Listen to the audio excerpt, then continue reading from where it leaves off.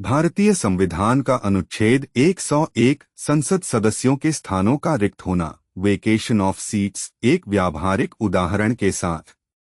भारतीय संविधान का अनुच्छेद 101 संसद सदस्यों, लोकसभा और राज्यसभा के स्थानों के रिक्त होने से संबंधित है।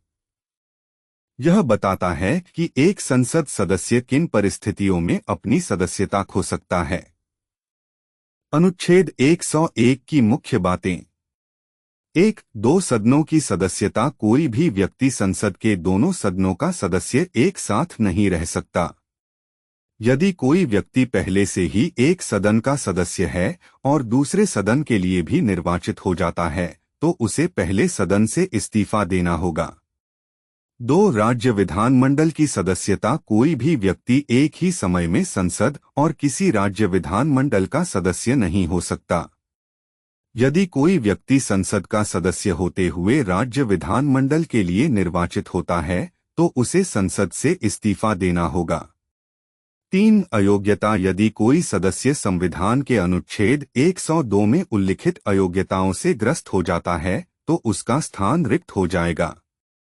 ये अयोग्यताएं दिवालिया होना, नागरिकता छोड़ना, लाभ का पद धारण करना आदि हो सकती हैं। 4. त्यागपत्र। कोई सदस्य सभापति या अध्यक्ष को संबोधित करके अपनी सदस्यता से त्यागपत्र दे सकता है। त्यागपत्र स्वीकार होने पर उसका स्थान रिक्त हो जाएगा। 5. अनुपस्थिति। यदि कोई सदस्य बिना सदन की अनुमति के 60 दिनों की अवधि के लिए सदन की सभी बैठकों से अनुपस्थित रहता है, तो सदन उसके स्थान को रिक्त घोषित कर सकता है। व्यावहारिक उदाहरण। मान लीजिए श्री क उत्तर प्रदेश विधानसभा के सदस्य हैं। उन्होंने हाल ही में लोकसभा चुनाव लड़ा और जीत गए। अब अनुच्छेद 101 के अनुसार श्री क को या तो उत्तर प्रदेश विधानसभा से इस्तीफा देना होगा या लोकसभा की सदस्यता छोड़नी होगी। उन्हें दोनों सदनों का सदस्य बने रहने की अनुमति नहीं है। यदि वे उत्तर प्रदेश विधानसभा से इस्तीफा नहीं देते हैं, तो लोकसभा सचिवालय उन्हें लोकसभा सदस्य के रूप में शपथ लेने की अनुमति नहीं देगा। अंततः उन्हें एक सदन की सदस्यता छोड़नी होगी। एक और उदाहरण। श्रीमती ख राज्यसभा की सदस्य हैं। एक जांच में पाया गया कि उन्होंने चुनाव लड़ते समय अपनी संपत्ति के बारे में गलत जानकारी दी थी। अगर यह साबित हो जाता है कि उन्होंने गलत जानकारी दी थी और यह जानकारी उनके निर्वाचन को प्रभावित करने वाली थी, तो उन्हें अनुच्छेद 102 के तहत अयोग्य घोषित किया जा सकता है।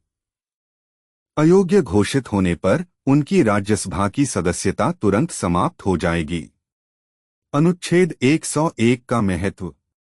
अनुच्छेद 101 यह सुनिश्चित करता है कि कोई भी व्यक्ति एक साथ दो स्थानों पर न रहे और संसद सदस्य अपनी जिम्मेदारियों का निर्वहन कुशलतापूर्वक कर सकें। यह स्वस्थ लोकतांत्रिक मूल्यों और जवाबदेही को बढ़ावा देता है।